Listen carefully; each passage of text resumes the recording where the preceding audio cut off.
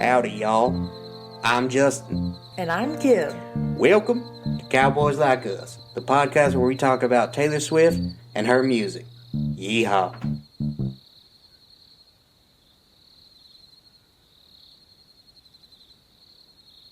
Hello. Welcome back to Cowboys Like Us, the only podcast that makes the Vietnam War look like a pancake breakfast. God damn it, Justin. I have no idea what that means. It came out of me. Yeah. And here we are now. I feel like that's what a lot of these are. Well, words that you've strung together sometimes. Well, yeah, that's true. The pancake breakfast in my mind's eye right now is that old school styrofoam box one from McDonald's. Oh, yeah. Yeah. That's the one in my brain. Yeah. I think they still got it. Yeah, but it doesn't look like that anymore. They use like plastic.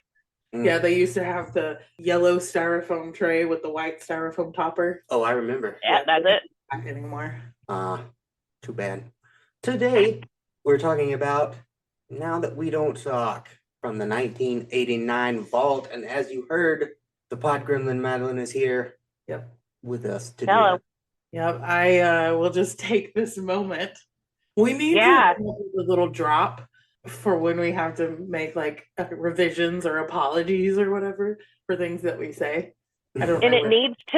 it needs, and I don't know if there's a copyright issue, but it needs to be I'm singing, or I'm Stan and I was wrong. I'm singing the Stan wrong song, like we used when Justin was wrong. Yeah, there probably is a copyright on that, but I'm sure. But yeah, I was very adamant at the end of last week's episode that this was the first song from 1989 that we've done. And Justin tried to save me by being like, yeah, it's the first vault song. And I was like, no, it's the first 1989 song. It's definitely not. Definitely not. We definitely have done two other ones, and I'm just a ding ass. It is the first one from the vault, though. It is the first vault song. Yeah, it went from true statement to a ding ass statement when I just adamantly claimed that it was the first 1989 song. Poll results. We have them. Paper rings. The people voted, and you gave it an 8 out of 10. Very high score. I like it. I enjoy it. I'm happy with it. Yeah. Madeline, you've been doing pod things. Yeah, I've been doing all the pod things. We have applied for and been accepted into the realm of Patreon. We are monetized, BB. So right now, we are only at the very most base level of monetization. For the low price of $5 a month, you can support this podcast over on Patreon. Once we do well there, we can expand into other subscription tiers and things, maybe do some more extensive tiers and some cheaper tiers as well, go down to that like $1 a month for some just extra content. We can also start receiving tips at that point. But right now, to get us started, it is for the low price of $5 a month. And over on Patreon, I've been actively posting. We've got all of our content from our regular social medias plus extras. You get some behind the scenes action on how we make this pod, some funny shenanigans from the pod group chat, our staff chat. This week we did cursed AI for all of the shenanigans that the AI generates before we end up with our weekly title card. So we've got Taylor Swift in a purple hat made out of an owl's skull. If you want to see that, it's going to be $5 a month. Low price. $5 a month over on Patreon. You can look us up by like the conservatives like to say, you only have to give up one coffee a month to join our Patreon. That's right. One coffee a month to support us. But yeah, lots of extra content over there. But you can find us by searching Cowboys Like Us podcast on there, or we are under CBLU_podcast, just like we are on all of the other social medias. You know where your money is really going? Your money is going towards a weighted vote. We are skewing democracy slightly by having a weighted Patreon vote. One vote on Patreon counts as 2 votes, people. 2 votes. I didn't know that. Paid democracy. I really wanted to hit Justin with that live on the air so the listener could also hear his reaction because he doesn't like it. He likes to tease our democracy thing. But for the low price of $5 a month, you can get an extra vote That's right. in our poll. Vote counts more, just like in real life. Yeah, yeah. Well, we're just keeping it. We're keeping it real, true to real life. Yeah. Well, as Madeline says, Patreon's up. If you would like to support us, that would be lovely. There'll be lots of fun bonus content. But the pod itself will always be free and available to everyone. So, the main pod feed isn't going to go behind a paywall or anything like that. Oh yeah, absolutely. Yeah, This is absolutely. just This is just for extra content and interacting with the pod on a more personal basis. Pay to be our friends. Yes, pay to be our friend. We're also, if any of the listeners anybody owns a business or has a side gig or Etsy shop or anything like that, we're going to start taking ad space soon as well. I'm working on the flyers for that. It's going to be really cheap to start out. We're going to be applying to some places. So are you ready for commercials? We would love if we have any small business listeners or anything like that. That would be great. We would love that to promote other small businesses. That would be cool. That would be cool. So yeah, pod business is exciting times. We're doing good, guys. We're almost in a year and we're doing great. Yay. Big stuff coming. Big stuff coming. Yeah. All right. Kimberly, do you have anything pod business? Not really. Okay. Well, then let's get in to the news. News from around the Taylorverse. We do. McIntyre. You've heard of her. You may have seen her TV show. I heard her song earlier today. Heard some of her music. A post was going around on Boomer Facebook this past week alleging that Reba had called Taylor Swift an entitled little brat for not properly respecting the national anthem at the Super Bowl. Said she was drinking and carousing and not standing there with her hand over heart as proper, which is in fact false anyway, because Taylor was doing that. But even if she hadn't, it wouldn't have been a problem. And Reba has said, please don't believe everything you see on the internet. I did not say this. Taylor is a wonderful artist, strong role model, and has done so much good for so many people and the music industry. So don't believe bullshit memes you see on Facebook. They're all right-wing propaganda. Everyone. Yep.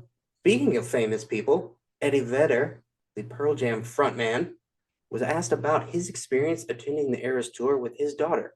And he said, quote, "The craziest thing was it reminded me of punk rock crowds, of being aligned with all the misfits in our town back in the day.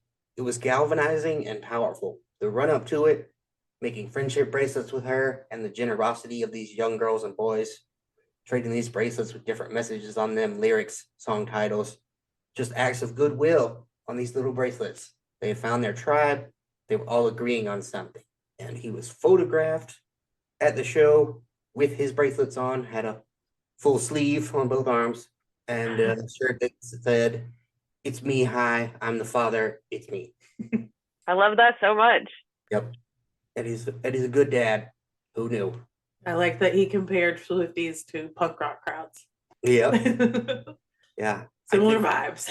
I think Taylor does a good job of, we've talked about it on this podcast, making herself and by extension her fans seem like the underdogs who are, driving. Right. Yep. Right. So Even though she's on top. and has been for a long time. Oh.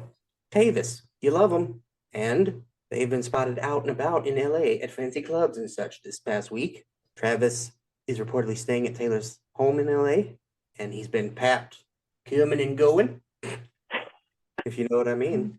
And rumors have been swirling of a possible vacation to the Bahamas that they jetted off, but I have not seen it confirmed as of this recording.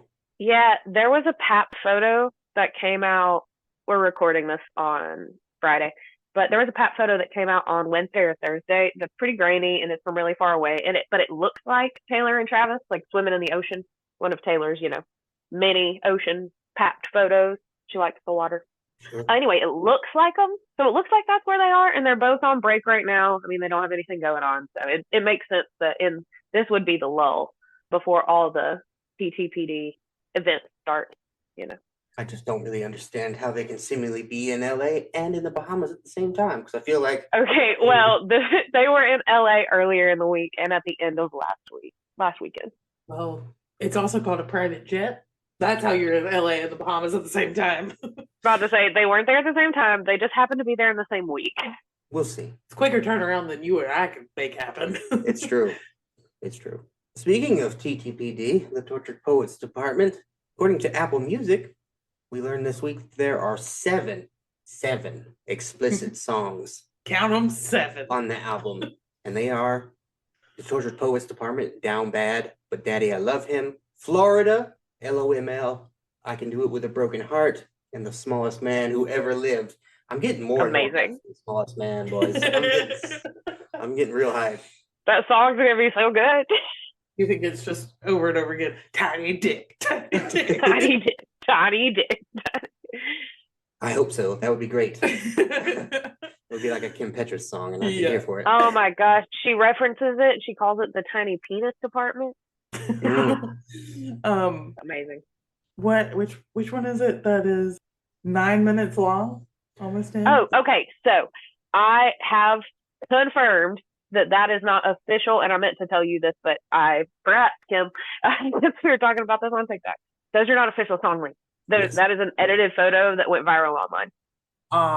Someone lied on the internet for clout. Damn. It took off because people are real hype. It's okay. Lots of people got, the whole internet got, and then the whole internet had to be like, oh, okay, we don't know yet. Yes. So we don't know the track links despite social media rumors, but we do know 7 explicit songs. And what exactly is an explicit song, you might ask, listener, and allow me to tell you. An explicit track is one that has curse words or language or art that is generally deemed sexual, violent, or offensive in nature. So it's a little broader than I had thought, actually. I thought it was just, is there an F word in this song? Bam, explicit. Turns out it's a little broader than that. Right. So I'm excited to see what's up with these. Anything that would make your mother clutch her pearls. That's what explicit is. Right. Yeah, people used to get really upset about it in the 90s with the explicit for TV and albums, as well as the comics code, because some people think it's too wide ranging in nature. Well, we'll see. We'll see. I hope they all have fuck. I hope every one of them has a fuck. I hope so too. iHeartRadio, they lied. They lied. Couldn't believe it. A big international company told a lie. When Taylor Swift began her re-recording project, iHeartRadio swore publicly to only play Taylor's versions once they were available. So once Taylor's version comes out, it immediately replaces it across all iHeartRadio stations, allegedly. Taylor was very moved by this gesture, saying, quote, "It's so heartwarming to me. This is something I care about that I don't expect other people to care about." But according to a study done by Business Insider, iHeartRadio has broken the sacred covenant at least 507 times. And this data comes from a review of 6 iHeartRadio stations out of hundreds that they have. If their other pop stations play stolen versions at the same rate, they will have broken the promise over 11,000 times. Wendy Goldberg, iHeart's chief communications officer, put out a statement in response to the article saying, quote, "We've played Taylor's version songs millions of times across our broadcast radio stations, and they're committed to ensuring that Taylor's version songs are the only ones we play. So they are scrubbing through our system and doing another thorough sweep to remove any incorrect versions." So Wendy says it's a big old whoopsie daisy. Yeah. Wendy's doing her best to cover their asses. Yep. It cannot be. Surely they can sort their data by artist and just remove the stolen versions. Oh yeah, it shouldn't be that hard. They just didn't hold up their word, and now Wendy's it's control. Yep. They put Wendy out front. Poor Wendy. Made her take the fall. Poor Wendy. We've all been Wendy before. Yeah. Yeah, get it together, guys. Don't say you're going to do something if you aren't going to do it. Yeah. It would have been fine. No one would have even noticed if you hadn't said anything. No, they're just trying. They were like, "Oh, this is something that a lot of people are talking about right now." Taylor and her Taylor's versions and her re-records. They were like, "Let's jump on it and get people excited about iHeartRadio." That's right. And then not do the thing that we said we're gonna do. Didn't follow through. Yeah. She's also played at their award shows many times. Like she has a past relationship with iHeartRadio. Yeah, a seemingly decent relationship with them as well. Yep. Speaking of businesses, capitalism is at it again. Okay? These segues are wild today. I feel like they always are. Taylor is a huge part of the vinyl renaissance, which we've talked about on this podcast. Vinyl's back, baby. But according to Dark Side Records in Poughkeepsie, New York, your local record store may not be benefiting from it as much as you might think.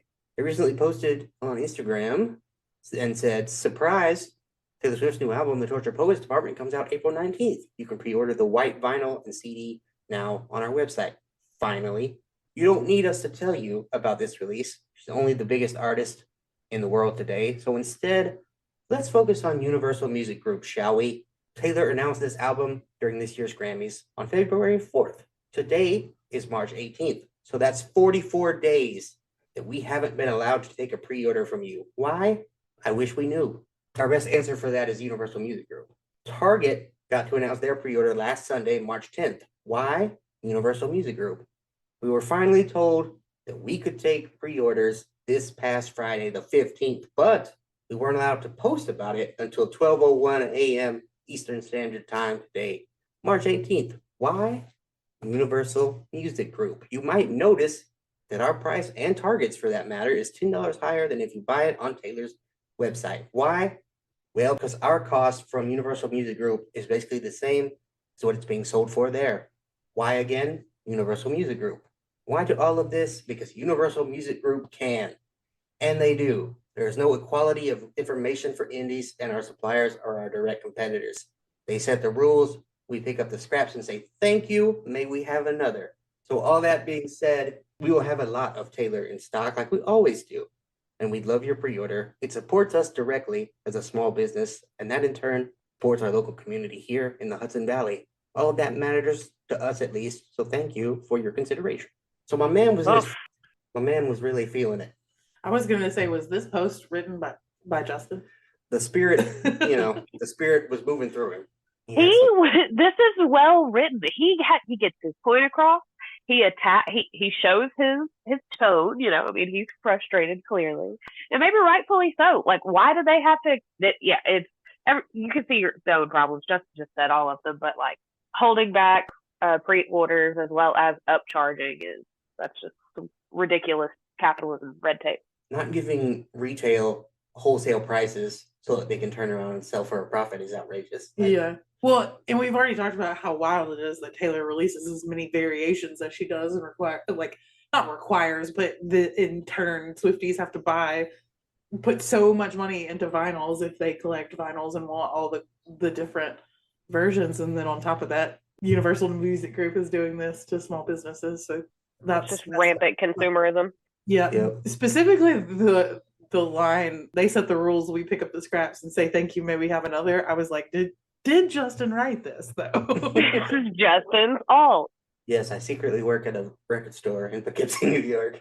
Honestly, I would not be surprised. Yeah, it's bad. Yeah, that's ridiculous. And Taylor's a business as a person. Like Taylor Swift is a brand, and she has to make her money somewhere. But this is something that she absolutely has the power to put an end to, and it wouldn't hurt her business. Yeah, we'll see what happens. Let's move on, shall we, to Chart Watch, where Taylor took a whooping this week, all up and down. Oof. First off, Billboard Artist 100. Taylor dropped to number 2 behind Ariana Grande, whose new album came out this past week. On the Billboard Hot 100 singles, Cruel Summer is down 3 to number 13, and Is It Over Now is down 11 to number 27. On the Billboard Top 200 Albums chart, 1989 TV is down 2 to number 8, Lover is down 2 to number 9, Midnight State at number 12, Folklore is down 1 to 17, Rep is down 1 to 19, Speak Now TV down 2 to number 35, Red TV down 1 to 37, Evermore down 6 to number 43, Fearless TV down 3 to number 76, and 1989 Stolen down 5 to number 86. Not a good We week. love to see stolen versions go down if we want to be positive. Yep. That is the only positive. And Midnight's held its ground. And then it's all bad after that. Yeah, 1989 Taylor's version is still floating pretty high, so that's good. Top 10. Yeah, as is Lover. They're both Right. top 10 still. Any other artist, it would be a great week. Their best week ever, without question. But Taylor's on a different level. She's put herself on a different grading curve. So, True. Kimberly, are we going to go to the clown corner today? So we're not taking a trip to the clown corner. So, like we talked about, today's song is Now That We Don't Talk, which is speculated to be about Mr. Harry Styles. So, of course, I could do a Swiftery lesson on their relationship. However, I think there are other songs that are better suited for that. So I'm gonna save that for a future episode. Maybe a part 1, part 2 situation for a couple of future episodes. That's right. Instead, we're going to take a visit to Madeline's gay grotto because, spoiler alert, Madeline thinks this song might be secretly gay. Yeah, welcome to the grotto. What's this song about? Now That We Don't Talk, this is Taylor's shortest song. It's about someone that Taylor talked to romantically, but no longer talks to at all. Who is it about? Who's to say? Is it about Mr. Styles? Who's to say? Mr. Styles, like I'll mention again, is gay as hell. Therefore, he belongs here in the grotto with us. What a bicon. Who's to say? Who did Taylor, if we look back at Taylor's timeline, who was Taylor talking to at the time? Who could it have possibly, who are our options, right? Well, Taylor released, so this one, Now That We Don't Talk, was written during the 1989 era, and it was one of the last songs that she wrote in that era before cutting what was to be on the album. So the previous album, Red, was released in October of 2012. So let's say she was done writing Red summer of 2012 at the latest, right? Had to give her some time to finish it. Taylor spent July through October, so end of summer through beginning of fall, with Connor Kennedy. It was a very short relationship. This doesn't really feel like his vibe. He was a kid. The relationship feels personally gross to me, so we're moving on. She spent definitely November of 2012 through February of 2013 with Harry Styles. They actually met in February of a year previous, February of 2012, and then might have had some talking during the Connor Kennedy relationship, right? This song definitely has Harry vibes. That's why on the face, everybody thinks it's about Harry. And like I mentioned before, he belongs here in the grotto because he's a little queer guy, and I love it. So he and Taylor did have a rocky relationship, so that Now That We Don't Talk narrative definitely fits. Taylor was also speculated to be very close with one Diana Agron, a lady from January to April. A lady from January to April of 2013, briefly in September of 2013, and February of 2014. They had this on and off again friendship. And if you guys don't know who Diana Agron is, I did not a long time ago because I don't keep up with celebrities, but I know who she is because she may have had relations with Taylor. She's on Glee. She's another girl that looks like Taylor. Taylor loves a girl that looks like her. They had a rocky friendship. To me, Diana gives Harry a run for his money on this one. Like the Haler relationship, Swift-Gron was very shaky at times, on and off again. Worse than Haler, as they went months apart before inevitably love bombing one another for another month and then going off for several months and then love bombing each other for another month. If you guys didn't know, that's a very gay stereotype, and you hate to see it. It's not a healthy relationship, gays. Don't do it. Diana is bi. She had an early attempt at coming out via a Like Girls t-shirt on stage during the Glee Live tour in June of 2011. And the days following, she released a long essay about how she supports the queer community wholeheartedly and is not a lesbian. The essay is wild. It feels very forced. The tone is weird. And she goes out of her way to avoid saying that she's not bi. Or she doesn't say that she's not a member of the community. But she was also taken out of a couple of shows after the Like Girls thing. People thought it was retaliatory by the Glee management. Anyway, we will do a full deep dive in the gay grotto on Swift-Gron when we get to the episode on Wonderland. So that'd be fun. But back on our timeline, right? Carly Kloss, the one that the girlie that looks like Taylor that everybody actually knows, she came into the picture in December of 2013, and she stayed in the picture until well after 1989's release. And that is why I don't think that this song could be about her. You'll see some gaylers talking online about how they think that this could be about Carly, but I feel like it doesn't make sense for her to have written Now That We Don't Talk and then continued to talk to her for 2 more years. Something very notable in this timeline, Tree Payne joined Taylor's team in May of 2014. So, all of that being said, back on track. Yeah, and said, Taylor, you have had, so May of 2014, right? We started with the July of 2012 with Connor Kennedy, right? What a 2 years for Taylor. He was like, no, clean this up. Tree was like, keep it in your pants. Exactly. This is ridiculous. What are you doing out here? Also, you've been so visible. Everyone can see you. And we'll talk about that more in the lyrics too, because there's some fun lyrical references. But yes, let's take a step out of the grotto for a minute. We've got our context of what was going on in Taylor's life at the time that this was written. And we'll go to the lyrics and see what they support, who they might support. Yeah. I mean, I do think it is a good note just for a Taylor-wise timeline that once Tree Payne came into the picture, Taylor did start having like longer, more significant like relationships that were slowly brought into the guy and sustained for some time, and less of this hopping around. She's also and it was all hopping around during the 1989 era. Yeah, she also was getting older, as we all are. That is true. That is true. But I do feel like Tree kind of helped her with that in this transitional period. Sure. All right. Well, thank you for that, Madeline. And now let's get into the song of the week. Now That We Don't Talk was originally released on 1989 Taylor's version last year as a vault song. It was written by Taylor Swift and Jack Antonoff and produced by them as well. It charted at number 2 on the Hot 100, debuted there, and it is certified gold in Australia. What has Taylor said about this song? Now That We Don't Talk is one of my favorite songs that was left behind. It was so hard to leave it behind, but I think we wrote it a little bit towards the end of the process and we couldn't get the production right at the time. But we had tons of time to perfect the production this time and figure out what we wanted this song to sound like. I think it's the shortest song I've ever had, but I think it packs a punch. I think it really goes in. For the short amount of time we have, I think it makes its point. Okay. Accurate. I think it's great how short she made it. I feel like that's just beautiful. What about the critical reception? Do they agree with Taylor that it goes in? Paste, the glue company, says. and an inevitable instant classic. The line of Best Fit called it deliciously infectious. NME called it the best vault track on 1989 Taylor's version. Uprocks called it sparkling and sleek. NJ.com called it a windows down banger. For anyone, NJ.com does stand for New Jersey.com. New Jersey.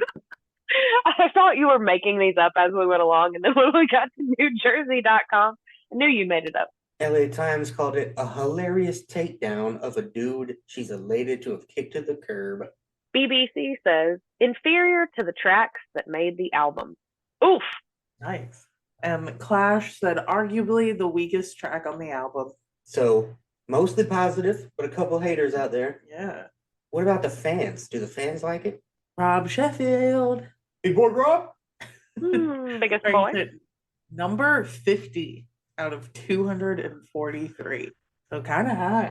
Pretty high, yep. Top 50. He said, now that we don't talk, shows off her acerbic. Acerbic wit. Okay, that is not a word I've ever heard. It's like sarcastic. Okay. A little bit more bitter. Especially her staccato vocals when she snipes, it just ended, one petty syllable at a time. Funny to hear her drag acid rock. Poor Taylor, 1 minute you're on a nice innocent yacht ride, next you're trapped listening to Jefferson Airplane and Quicksilver Messenger Service bootlegs. r/Taylor Swift ranked it the 9th best song out of 21 songs on their 1989 TV Survivor game. Also pretty high.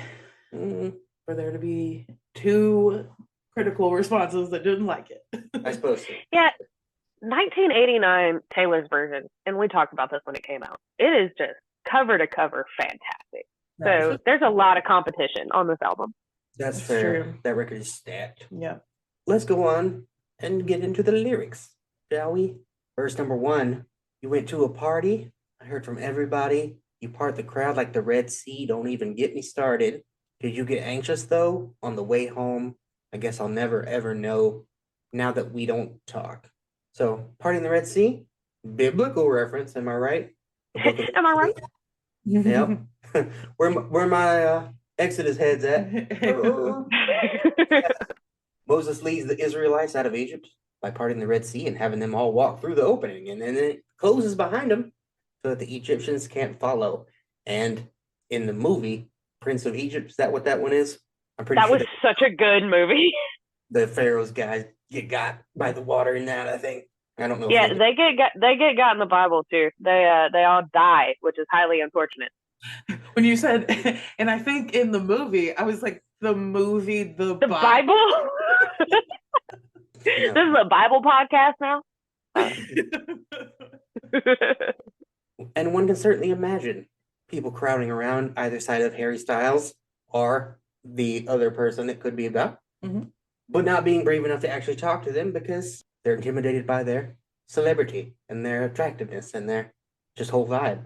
Yeah, exactly. They're too cool for everybody. Yeah, exactly. That relates to anybody Taylor has been rumored to have dated because she only dates big names, except for Connor Kennedy.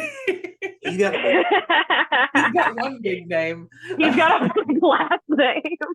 He's got a big last name, but I don't think people are swarming him when he walks into like restaurants and stuff. No, they wouldn't. She just wanted to cosplay as a Kennedy or something. Yeah, she just wanted to, that's for sure.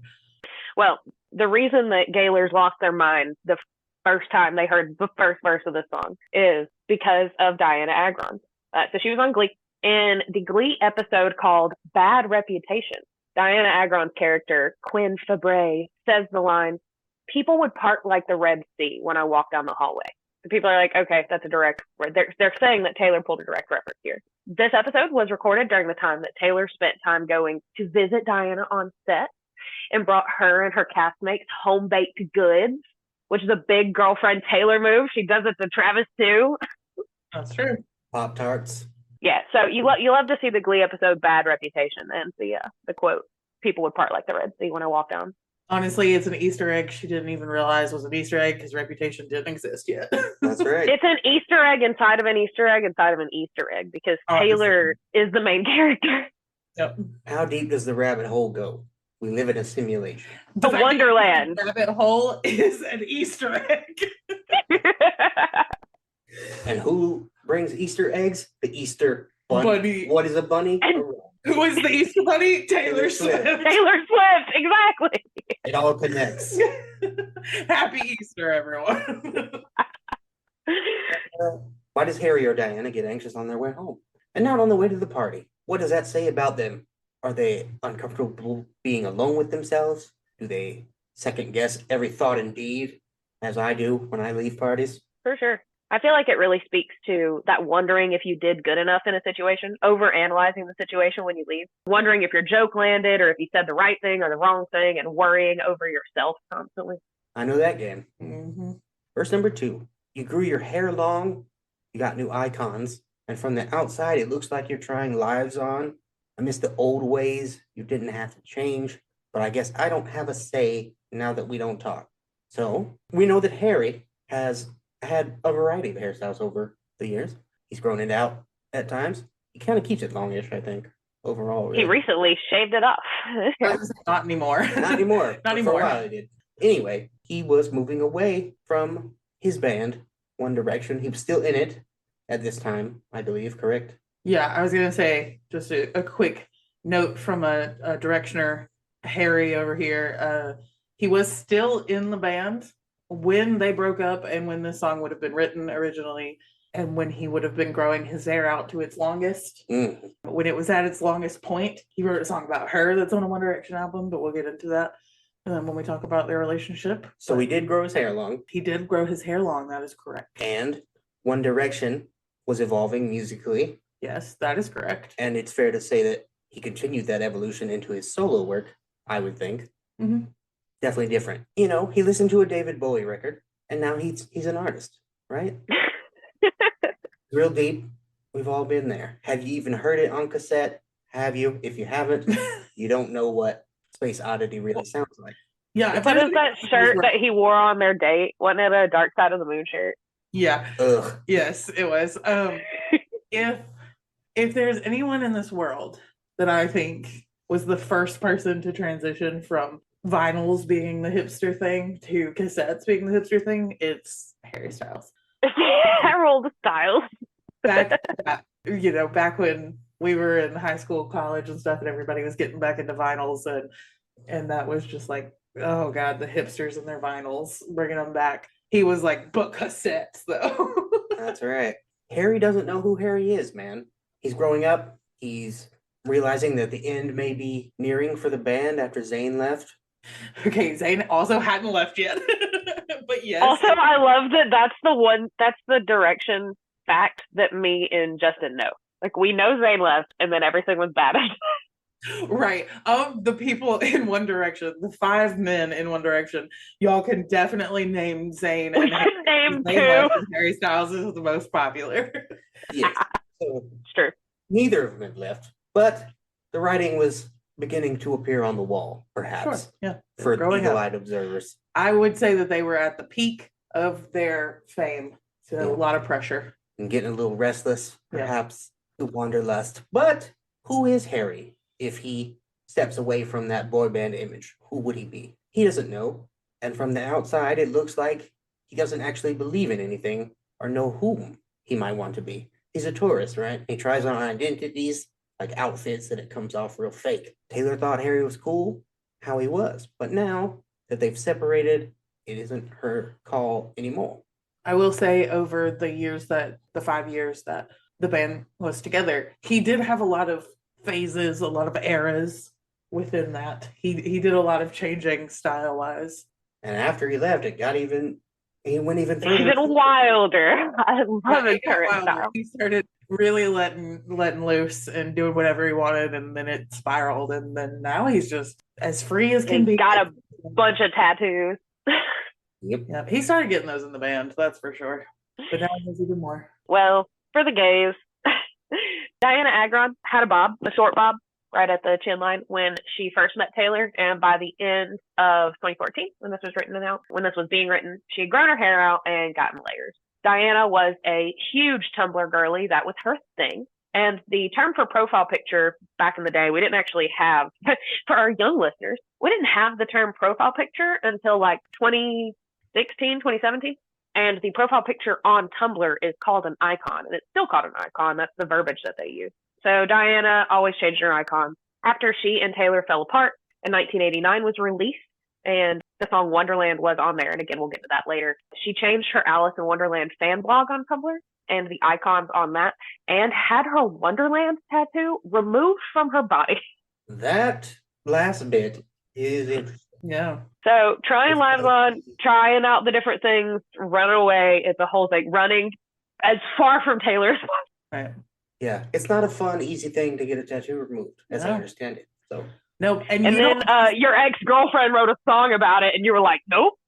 that's what I was gonna say. Being a fan of Alice in Wonderland is not like, that's not something where one day you're just like, oh shit, this fandom really fucked me over. Why did I get a tattoo for it? Let me get this removed. yep. Yeah.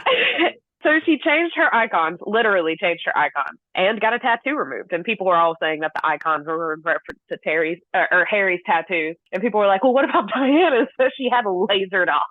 Yeah, no, I think that's that particularly is a good argument. Yeah, absolutely wild.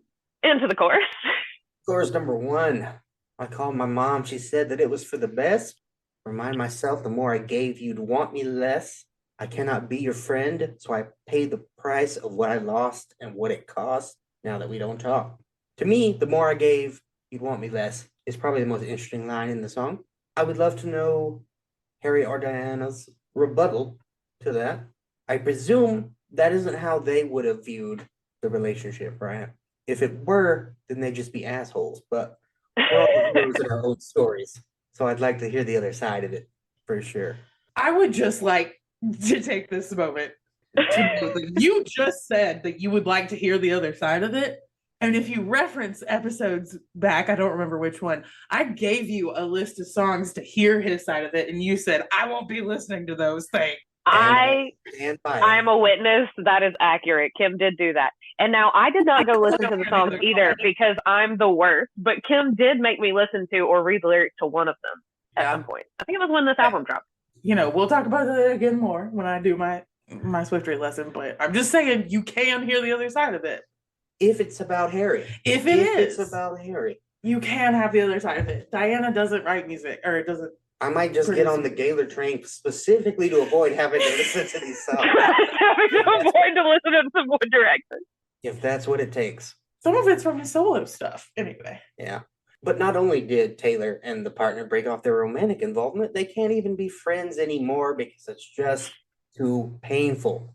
I've been there. Taylor misses the friendship and has to live with the loss of it. Yeah. And that's super gay.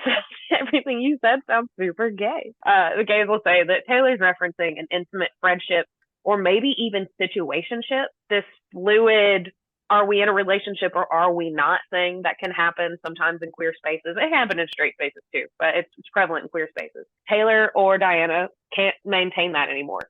They need boundaries. They can't date. They can't be friends. That line is gonna blur. They just, nope, cut that off. The gays are really bad about falling in love with their friends and then also keeping their exes as friends. It's true. Yep, it happens. Bridge, what do you tell your friends we share dinners, long weekends with? Truth is, I can't pretend it's platonic. It's just ended. So, that's another tough part of losing a friendship with an ex. You lose friendships with their friends, too. And you probably got very close with some of them. Those big situationship vibes, just like Kim and I were talking about, those blurring lines. It's big oof. That I can't pretend it's platonic. It just ended. Oof. It tastes like it's the same flavor. It's the same color as Hits Different. And It's Different is one of the only songs that I am so convinced is about Carly. It's gay. It's gay. It feels gay. Yeah. The person who stole my muffin. Yes. My muffin tin. My muffin, my singular muffin. Is that what we decided to call her? Little Miss Muffin Tin. She also stole all of my friends too, because they kind of tried to high road me and be like, well, you're both good people and stuff. And, I'm like, nah, man, either you with me or you not. So bye. And so, yeah. Yeah. I lost a lot of people that day. And a muffin tin. And a muffin tin. The muffin tin's the one I miss the most. Yep. She can keep all the friends if I can have my muffin tin back. My kingdom for a muffin tin. Chorus number 2. Call my mom. She said to get it off my chest. Remind myself the way you faded till I left. I cannot be your friend, so I pay the price of what I lost and what it cost now that we don't talk. What does the word faded mean in this context? Is it a sort of fading out of the relationship? Being less present, or could it be like she felt that the partner was losing themselves, becoming sort of codependent, what have you? The relationship was washing them out and making them lose the things she loved about them. Both? I always really see it as that being less present. That's what I initially interpreted it as, but I think good thought. There are other potential thoughts as well. Yeah, fading out of the relationship is kind of how I saw it too. The more I gave, you'd want me less. Exactly, yeah. Yep. Just another way of phrasing it. On to the outro. I don't have to pretend like I like acid rock, or that I'd like to be on a mega yacht with important men who think important thoughts. Guess maybe I am better off now that we don't talk, and the only way back to my dignity was to turn into a shrouded mystery, just like I had been when you were chasing me. Guess this is how it has to be now that we don't talk. So, acid rock. I didn't actually know much about it. It's a term I'd heard, but I wasn't sure what exactly it meant. So, for this episode, I looked it up, and according to the interweb, it is a loosely defined type of rock music that evolved out of the mid-1960s garage punk movement and helped launch the psychedelic subculture, a more musically intense, raw, or heavier subgenre or sibling of psychedelic rock. The style is generally defined by heavy, distorted guitars and often contains lyrics with drug references and long, improvised jams. And what that says to me is that Harry Styles has got some pretentious ass hot takes about the Grateful Dead. I just know he does. And anything in life I want to hear less. I actually like a lot of acid rock, so I'm a huge nerd with Harry and Diana on this one. Diana is also an avid music lover. She doesn't make music, but she loves music. Her Spotify profile is to this day public, and she has a multitude of public self-curated playlists that include lots of acid rock. Also, very notable, she keeps what she's listening to public, and she listens to the song Cardigan from Folklore a lot. Wow. Wow. Owen Wilson showed up out of nowhere. Yes, friend of the pod, Owen. Yeah. Harry or Diana want to be in the room where it happens. They want to hobnob with the important people. And Taylor just has no interest in that. Yeah, as Kim can verify, everybody knows Harry loves a boat. Harry likes being with important rich people on boats. That's so him. But Diana does too. She loves boating. She runs in rich people circles. And notably for our timeline, she did a full sea siren photo shoot for her Tumblr in early 2013. Boats, famously the gayest form of transport. I'm now shipping Harry Styles and Diana Agron. Shipping? Shipping. It goes to the top. Okay? Taylor has periods where she is very in the public eye and periods where she goes into hiding. And this breakup caused her to go into one of her secretive periods. Yeah. She couldn't be out there in the public. Let's move into our overall thoughts. Madeline? Yeah, to wrap up all of my queer ass commentary, this song feels so very Harry Styles coded and Diana Agron coded to me. In my headcanon, this song is beautifully written about both. Because that's how Taylor is. Taylor is probably not consensually with her partners being non-monogamous, but she is a non-monogamous girly, and she likes to have several people at once. And I feel like this song is about two people that she was dating at the same time. Very similar things. I think that the references are to both of them. I think it's incredible that this song is so short and she packed so many references in it. I think it's incredible that the theming of Now That We Don't Talk being the shortest of her songs is a beautiful situational irony, like I mentioned at the beginning. I really like this song. I like it a lot. All right. Kimberly, you want to go next? This is one of my personal favorites. I understand that Taylor couldn't put every song she wrote on 1989, mostly because it's heavy with bangers, but it's such a shame that this one got left behind. As a now adult directioner and a Harry, which are what Harry's fans are called, by the way. Why don't they spell it like his name? Because most of the time it's talked about in plural, so like Swifties, you would say you're so the Harrys. Got it. the Harrys. Yeah, so it's IE because if you just put HARRY, nobody would know what you're talking about. Exactly. No, I think it softens and personifies it. Yeah. So yeah, as a group, we're called Harrys, like Swifties. But anyway, so I'm so here for songs about their unfortunate relationship. Back in the day, though, I might not have been so receptive. So I feel like I probably got this song in the time of my life where I wouldn't have been mad at her for it. When 1989 came out, I thought she came for his neck. And yet I had no idea that she would soon be out for blood. Yep. Bad blood. That's one You song. dream of my mouth before it called you a lying traitor. Yeah. That's not for this song, but Bro, let's talk about it when we get there. yeah, we're going to get there. Justin, what are your thoughts? I think this is a very good song. I recognize Madeline's point. The song is about not talking, so it's short, minimal amount of talking, right? Mm-hmm. But because I do like it, I wish it was longer. I could do with another minute because it bangs. Big Boy Rob said that it shows off Taylor's acerbic wit, and he is right about that. Taylor is slinging some good barbs in this song. Barb. Yep, she's cutting them up. I would have rather had this song on 1989 standard over Welcome to New York or I Know Places or Bad Blood. Any of those, I would take off and put this song on and feel like Really? stronger. Yep, I would. Wow. I wouldn't replace Bad Blood. I think I'd replace I Know Places, but I don't know if I'd replace Welcome to New York or Bad Blood. I feel like I'd replace Welcome to New York because I do understand that, like, it sets the album kind of. It's scene setting, yeah. It's not very good though. Yeah.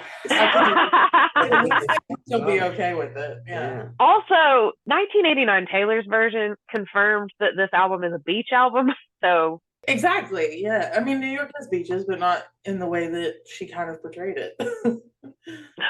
We'll have to talk about what our ideal track list would look like at some point. Yep. Maybe a bonus episode one day. Maybe. be Maybe fun. a Patreon exclusive. We'll Ooh, that could be fun. see. No. For the low price, $5 a month. $5 and you get a bonus episode. Indeed. Okay, anyway. But before we do that, potentially, let's go to ratings. For those who may not know, we rate every song on a scale of 1 to 10, with 1 being very bad, and 10 being very good, and 5 being very mid. Madeline, what have you got? Give the song an 8.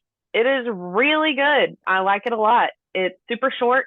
It is not very complex, which is why it goes down to an 8 for me. Its simplicity might have taken it down to more like the 6-7 range if Taylor's lyrics weren't so perfect, which brings it up to an 8 for me.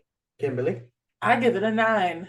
I've said when we reacted to 1989 Taylor's version, this is one of my favorite set of vault tracks to exist. You know, one of them has to be less than others.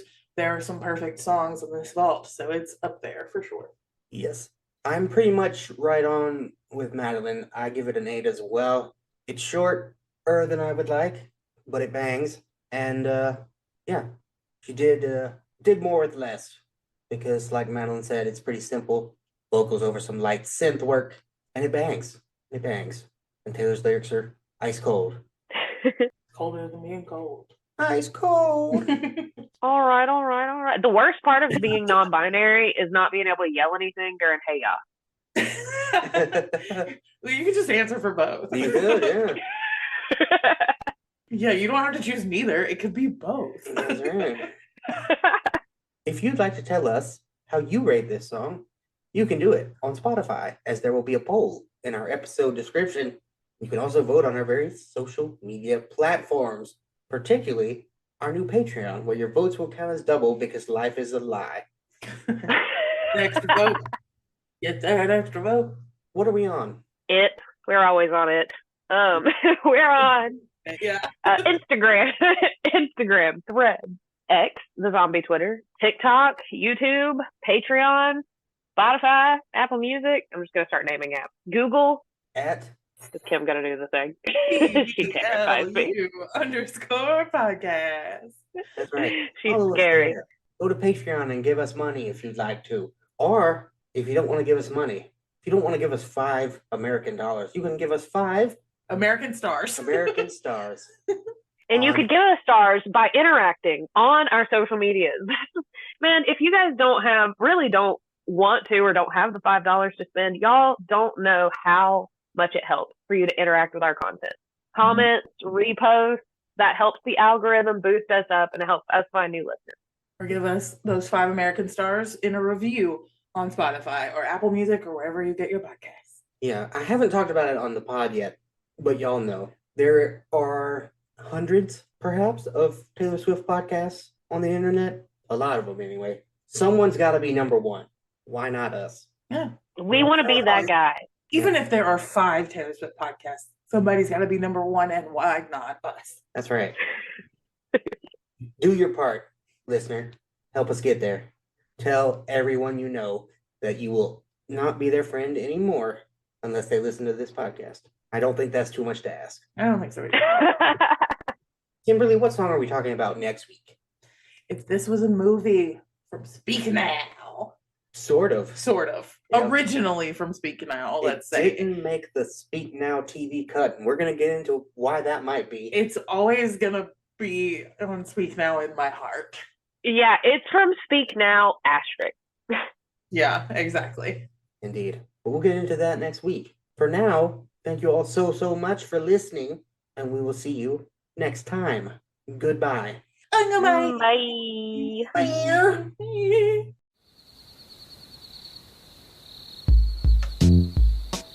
Pod Gremlin may be here. Thanks for listening to Cowboys Like Us. Follow us on all platforms at CBLU_podcast. You can find us on Instagram, X, the zombie Twitter, TikTok, and Threads.